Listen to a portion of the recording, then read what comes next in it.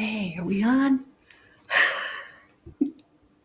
Oh, I'm just so happy every time that camera starts up. Hey, it's me, Leslie, Plastic, and Zazoo Plazz. Yes, my counterpart, my higher self. Yeah, she speaks through me. So, because she can't, she sends me ideas. Here I am for my weekly report. Second Sunday of Advent. Let's see. Well, it's technically December 9th. It's 5:30 in the afternoon. It's Monday, I know. But this is my Sunday weekly report because I was off schedule a little bit this week. Sometimes it happens. So I'm doing it on Monday. Oh well. But I'm incorporating uh, yesterday's the second Sunday of Advent and today. I'm kind of combining the two. I do that sometimes. Um, Welcome to the Zazoo Plazz report. If you're new people joining all the time, as well as my faithful uh, 14 followers and assorted other people who I sometimes hear have been watching my report. I got the stickers off my glasses. That's for my former husband, in case you're watching. See? I end up sending those other ones back that I bought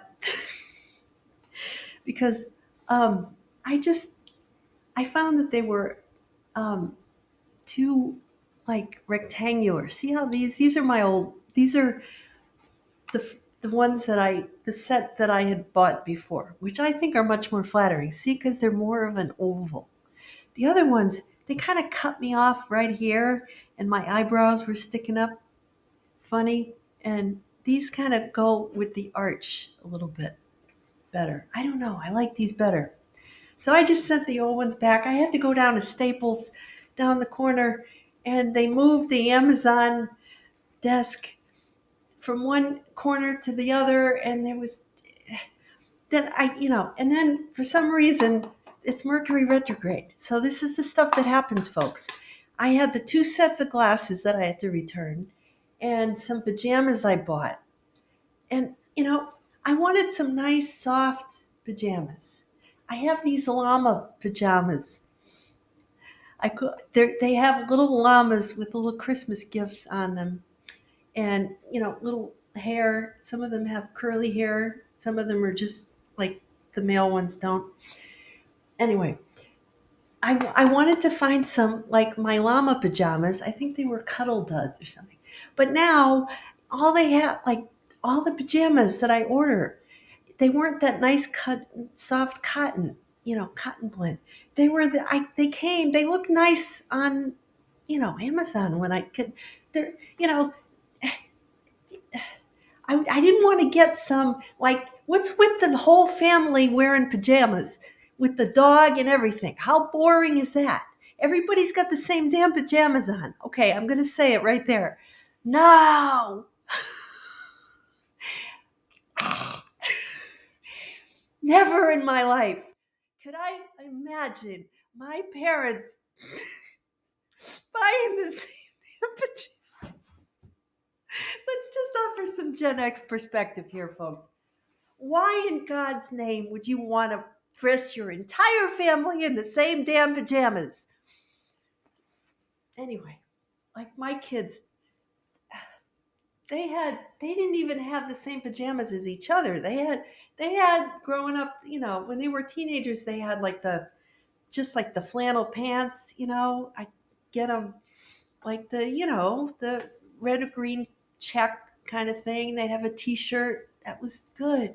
My husband would have, so it. He'd have, he had like this, he had these, I would buy him nice pajamas for Christmas. Remember the nice pair? I would get him nice, the kind that comes in the box with like the nice Henley shirt, and the nice pants, and he'd wear those. But, every now and then, I'm going to tell this story. He had this one pair. that he bought, like when the kids, he wouldn't throw them out. So I'd see this one pair that had, it had, when the kids were little, they had the Wii, and one of them, some year for Christmas, I had bought him maybe those, they were sweatpants, this cotton jersey, and they had "we" all over them. WII. The "we." When we used to play with the kids when they were little, that was the thing. It had the little remote thing, and you would like bowl and do. And we got them all the "we" cartridges, and that was a thing for like a couple of years.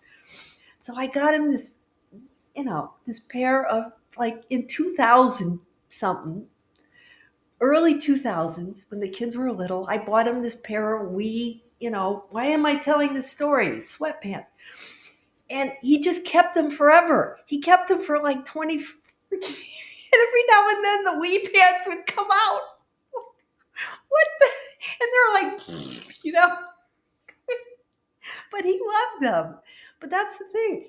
See, the people that, we care for, we buy them things. And sometimes, you don't realize they get nice and worn and they get cozy, and you don't want to get rid of them, because they're comforting and they remind you of that time. You know, it, how often do I find the like perfect pair of shoes, like these, um, the perfect, you find that perfect lipstick, right? And then they stop making it, and you're like, no, or the perfect, pair on. So, so anyway, long story short, where the hell did I start this? Oh, pajamas. So I buy these pajamas. I find some, and they're like, okay, they, it's cool. It had like a Christmas tree with words and like black, and it had like the Christmas pants. And they were Christmassy. They had like little deer and stuff. I said, okay. And then I bought another set with like a purple shirt and like polka dot pants, or like clown pants. All right. And I got them a little big. I got them in medium. They come, and it's like this like swishy kind of polyester crap, and it's lined inside with like this white material. And I put them on, and they were so big I couldn't. They're like big clown pants, and they came from China. And I said, okay, they're going back, because they were, not only were they not cozy, they were fake. They had this like fake feel to them, and I just know they must have been flammable. Anyway, I went back to Staples with my pajamas and my glasses to return. And I'm thinking I'm going to be in and out of here. Psst. So I get there, and the guy's like, "Oh, no, I can't take this." He scans the thing, the QR code, and he's like, "It says Whole Foods on here." He's like, "I can't take this here." I said, "What?" Because I know that I had put Staples on the thing. You got to, when you return, you got to say you're going to bring it to one of these stores. So I get, what? How did this happen? So I ended up being there half an hour trying. I had to return. I had to cancel the return on four. I think one of them was right, but the other three were wrong. And I had to cancel the return and then re-return. And then he had to scan everything. And by this time, there was a line of people behind me, you know, to return things, because it was like noon, and people were coming in, and I was getting a headache. But I said, okay, so for every time that I have to suffer, see, I've got a good story out of it. And I know better for next time not to do that, you see? So I'm sitting there, and and it's hot. You know how it is. I'm all bundled up because it was freezing outside, and then you get inside and you got to take the hat off and the this and the that and everything. I'm like, I just want to get out of it. I just want to. But you have to, because I knew that if I didn't return the stuff, I wouldn't get my money back, and then I couldn't get new ones. So I look at it, and maybe not at the time, but I could have gotten all upset, and I could have, the poor man working. He looked like a Gen X guy. He was about my age, and if you put yourself in other people's shoes, here he's got all these people right in the middle of, doing his thing. He's got to print out receipts, right, to give to people when they return stuff. So the printer conks out, right? So the guy is like, oh my God. But he was cool, and he got somebody over to help, even though he was the assistant manager. There was this woman there who knew how it worked, and she came and fixed it up. And he's like, oh, okay. And he was calm under pressure. And I have to I admire the guy, because how often, and he was probably definitely in his 50s. He was about my age. And I just said, this guy is just solid. He's just cool, and he had a sense of humor about it, and he rolled with it. And I left, and, I was still in a good mood because I recognized that this guy was having a tough day too, right? So if you really pay attention and you shift your perspective, especially during the holiday season, you come out of things, with a new appreciation, right? So, not that things don't ever go wrong, because they go wrong a lot. But, you've got to take that and say, okay, this is life too. You know, it's all good. He took my returns. I went on my merry way. And that was that. So, and then when we're tired, we tend to, I start the day up here. And by the end of the day, I'm like down here. So I see when my own energy, it is running low. And then I don't try to do so many things, because I know if I try to push it, something's going to, I'm going to suffer. Like, my health, things aren't going to go well. When I approach, I try to do too much in a day. Okay. So I offer you my wisdom, take it or leave it, whatever. So yeah, so my kid is taking these exams up at UConn. I said, because I'm going to be up there in a couple of days. I have uh, an appointment. And I said, well, I'm going to be up there. He's like, cool. I got exams this week. I said, okay, I'll text you, when I'm done, and we can maybe I'll, buy him a hot chocolate or something. Just catch up for 2 minutes and just get a coffee or something with them. Catch up. So, yeah. And then, so I found out, I posted on my Facebook page, both my alma maters, colleges, are in bowl games this year. And UConn, which is where my kid is, they're going to be playing at Fenway. Yeah, they're playing Fenway, North Carolina, I think, at Fenway. And Boston College, which is where I went to undergrad, UConn was my MBA. Boston College is playing at Yankee Stadium. I don't even know who they're playing. I don't know. They're playing there. But the one that UConn's in is called the Wasabi Bowl. And I'm like, that sounds like something you order at a Japanese restaurant, the Wasabi Bowl. How is it that they name a football tournament after wasabi? That green, real spicy stuff that it's like a little condiment that comes with Japanese. Anyway, it's pretty strong, so you can't eat that much of it. But anyway, yeah. So I'm going to talk more today about like the song and about the readings, because today is the Immaculate Conception, which, as having grown up Catholic and attended Catholic schools for 12 years, that was one of those days. I think it was like a day of obligation. Now, if you're not Catholic, a day of obligation means that you had to go to church, because if you didn't, you were thinking you're going to go to hell. So, but what I found is, when somebody tells me I have to do something, I'm going to not do it usually, but I couldn't get out of it. Growing up, you'd have to go. You'd go because, my parents would go. And so it was a thing, and it was more of a, it's like dogma. And now that I'm older and I can reflect on these, I think I'm more devoted. And when I can, when I can um, pray or reflect on things on, just like on my own time, and usually I get these downloads and I'm like, oh, it's Immaculate Conception. And that's a special time. And um, I have this friend, her name is Immaculata. Shout out to her. I think her birthday is the 12th, though, December.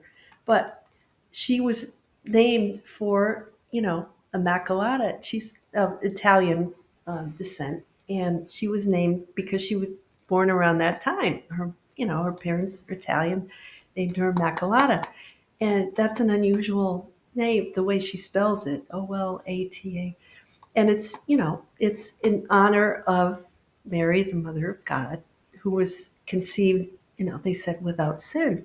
So I'm going to talk a little bit about that later, but I wanted to say that up front. So that's a very special, Mary is there's a lot of devotions, days of devotion to Mary. And this is, it's 9 months before, I guess, I don't know, September day that she's honored. But, you know, uh, um, you tend, as a Catholic, to think of Mary, as this,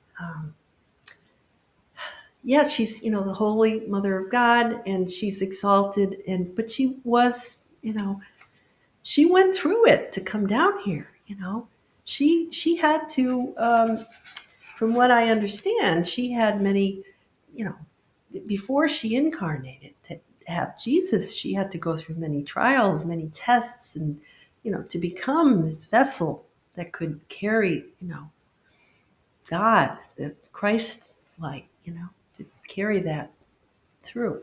So, she is inspiring, I think, to me as a mother, as a woman, because to think about her as a human, as a mother, also. And I think she's someone to pray to, um, and she does hear my prayers, especially when I was raising my sons. When I was a kid too. There were days like the whole month of May was devoted to Mary, and we had a May procession, at my Catholic school, and it was special. Um, but I think that she's, she looks out for us, and she's, someone who's been very special in my life.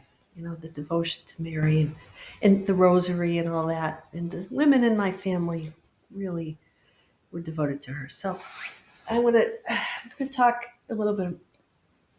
It all ties together. Okay, so Baruch. There's a book called Baruch,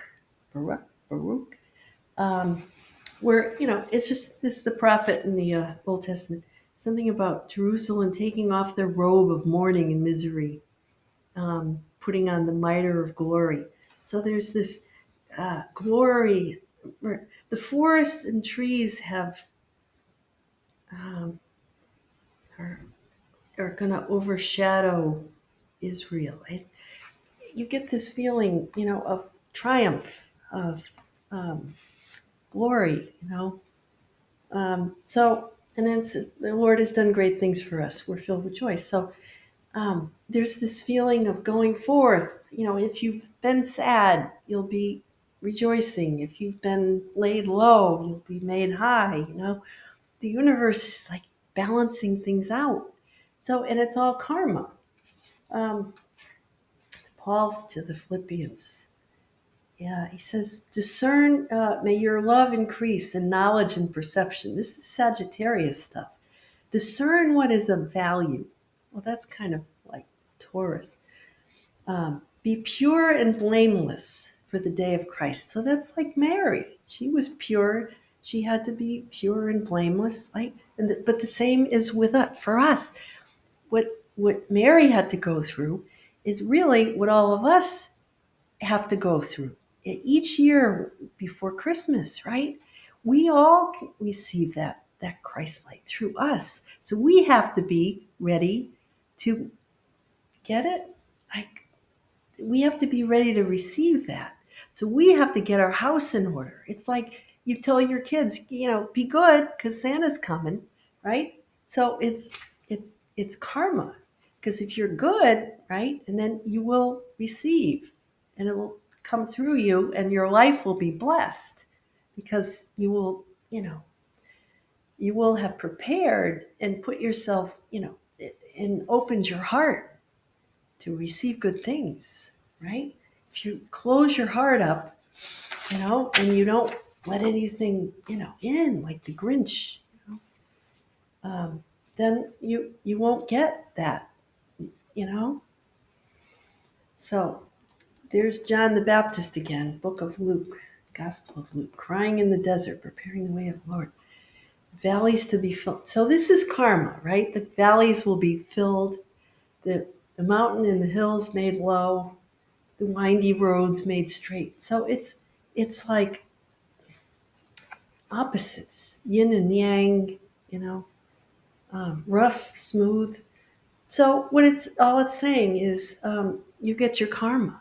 If you've addressed your own karma, right, taken responsibility for the things that you've done, right, then you tie up all those loose ends, and then you can, you're done. You can receive. You can, enjoy.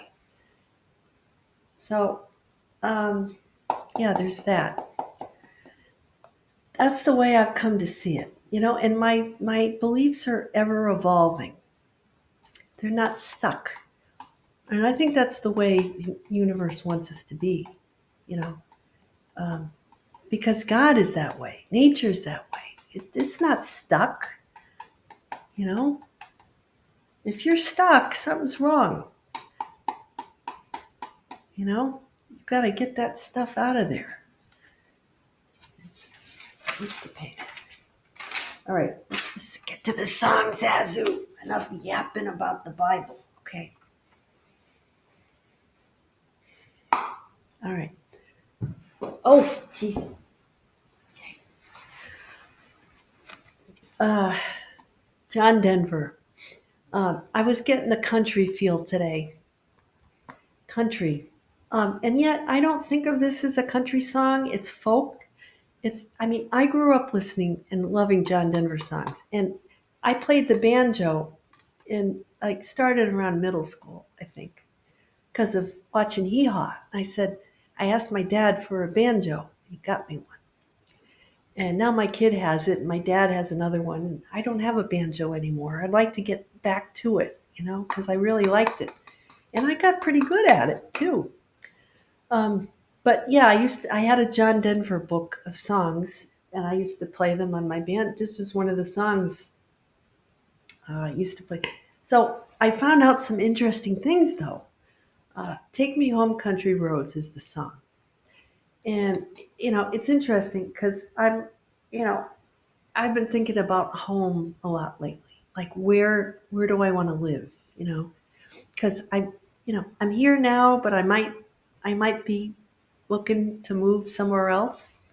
But I like Connecticut, so I've been thinking about take me home. Okay, so this song was recorded in New York City, released April 12th, 1971. So I was April 71. I was five, yeah, almost six, almost five and a half. So it's okay. I knew it was written by John Denver, but I didn't know until I read on Wikipedia, the internet, all this stuff. It peaked at number 2 on the Billboard. So yeah, it was on the pop charts. The Billboard at number 2 in August 28th, 1971. Certified gold, then platinum in 2017. It's sold over 1.8 million digital copies. This song. And in 1998, it was inducted into the Grammy Hall of Fame. So, it's an American song. It's not just a country song. It's a song about our country, Um, and so it's the West Virginia state anthem. But, all right, I went to school with this girl in my high school, well, since elementary school through high school. And she went to live in West Virginia. She got married and she lives there now. She was the one, she, this girl was in like all my classes. She's a Sagittarius. Her name was Sue. And, and I, she would always, she was the one, she got to be Emily the bride in our town when in our English class in high school, and I got to be dead Emily. She was the May Queen, and I was in the court. All right, so she was that kind of girl, and now she's living in what she's got a big family, lives in West Virginia. I think she's a school principal or something. But but yeah, so it's she's that's good. Um, but just to illustrate, my neighbor just got home. Okay, great. Um, yeah. So yeah, it's West Virginia. So I found out.